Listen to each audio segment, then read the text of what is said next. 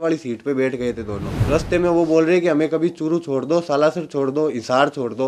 तो मैं बोला भैया आपको एक बार बता दो जाना कहाँ है।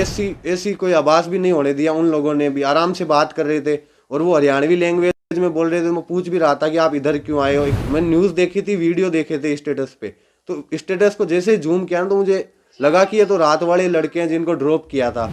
ये वो शख्स है जिसने सुखदेव सिंह गोगामेडी के 2 हत्यारों को अपनी कार से किराए पर रात को सुजानगढ़ में छोड़ा था और न्यूज में देखा तो पता लगा कि ये दोनों शख्स कौन थे। सुनिए पूरी घटना की जुबानी कार चालक योगेश शर्मा से। परसों रात को मैं हॉस्पिटल गया हुआ था तो मेरे पास कॉल आया। मेरे साथ ही रहता है एक लड़का जिसको भी ऐसे इस घटना का कुछ भी नहीं पता था। वो अपनी शॉप से आ रखा था पेट्रोल पंप की तरफ, तो उसका कॉल आया था कि 2 सवारी छोड़नी है सुजानगढ़। तो मैं बोला ठीक है छोड़ दूंगा।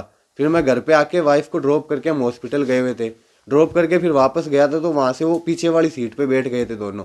और जिसका कॉल आया था और एक लड़का और साथ में था जो मेरे साथ ही रहता है, वो एक लड़का पीछे बैठ गया और आगे की तरफ एक लड़का बैठ गया। उनको मैं बोला आप दोनों चल लो, नाइट का टाइम है, 2 लड़कों को छोड़ना है, आपने फ़ोन किया तो साथ में सेफ्टी रहेगी, नाइट का टाइम है।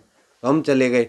फिर उन्होंने 1500 रुपये पेट्रोल पंप पे दे दिए हमें, लाडनू पुलिया के पास में जो पेट्रोल पंप है डीडवाड़ा में, वहाँ पे दिए। तो मैंने तेल डलवा के वहाँ से फिर सुजानगढ़ की ओर रवाना हो गए। तो रास्ते में वो बोल रहे कि हमें कभी चूरू छोड़ दो, सालासर छोड़ दो, हिसार छोड़ दो। तो मैं बोला भैया आपको एक बार बता दो जाना कहाँ है। तो बोला हिसार छोड़ दो। तो मैं बोला हिसार के ज़्यादा पैसे लगते हैं। तो बोला 10, 15, 20 हज़ार लग जाए, हमें कोई दिक्कत नहीं है, आप छोड़ दो। तो मैं बोला भैया हमारे घर वाले अलाउ नहीं करते 10 बजे के बाद में। तो उनको फिर वो बोले ठीक है सुजानगढ़ की तरफ चलो, वहाँ से कोई साधन देखते हैं। मैं बोला भैया आप ट्रेन में चले जाओ। तो बोला हम ट्रेन में नहीं जाएंगे, हम आराम से जाएंगे बस में या टैक्सी में। तो फिर उनको एक बस दिख गई सुजानगढ़ बस स्टैंड पे, दिल्ली नोखा लिखा हुआ था उस पर। तो वहीं उन्होंने गाड़ी रुकवा ली और उसी बस की तरफ वहाँ कंडक्टर से बात करने लग गई कि हमें हिसार जाना है।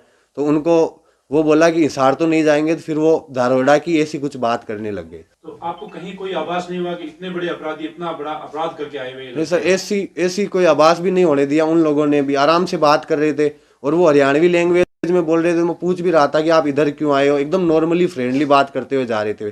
फिर थोड़ी देर बात किए, फिर वो चुपचाप बैठ गए। तो फिर हम भी नॉर्मल होके फिर गाड़ी चलाने लग गए। और जैसे ही मतलब लाडनू के पास आने लग गए तो बार बार में बोल रहे थे कभी सालासर, कभी सुजानगढ़, कभी हिसार, कभी चूरू, ऐसे बोल रहे थे। तो फिर हमने वहीं सुजानगढ़ में ड्रॉप कर दिया था उनको। आपको कब पता चला कि वो इतने बड़े अपराधी थे? सर जब मैं रात को आया था, लेट आ गया, 11:30 हो गए थे आते आते। तो दूसरे दिन जब मैं उठा था तो हमारे शॉप पे कोई नहीं गया था। तो मैं बोला गए क्यों नहीं। तो बोला आज मार्केट बंद है, किसी का हत्याकांड हुआ है वहाँ पे। तो मैंने न्यूज़ देखी थी, वीडियो देखे थे स्टेटस पे। तो स्टेटस को जैसे जूम किया तो मुझे लगा कि ये तो रात वाले लड़के हैं जिनको ड्रॉप किया था। तो फिर मैंने अपने घर पे बताई थी सारी घटना की ऐसा हुआ था और इनको मैं ड्रॉप करके आया था। फिर घर वालों ने मुझे कजन अंकल है उनके पास में भेजा था तो वहाँ कोई नहीं था। फिर मैंने शाम के टाइम 6-7 बजे करीब अंकल को कॉल लगाया, मैं ऐसी बात है क्या करूं। तो उन्होंने बोला कि पुलिस की हेल्प करनी चाहिए, तुझे थाने में चला जा सीआई साहब के पास में। तो मैं वहाँ जाके सीआई साहब को पूरी घटना बताई थी। क्योंकि मैं जब जा रहा था तो मेरे जो दोस्त था जिसने कॉल किया था वो रास्ते में मिल गया था मुझे। तो उसके पास में खड़ा था तो वहाँ पुलिस की गाड़ी आई थी और हम दोनों को वहाँ से एसपी ऑफिस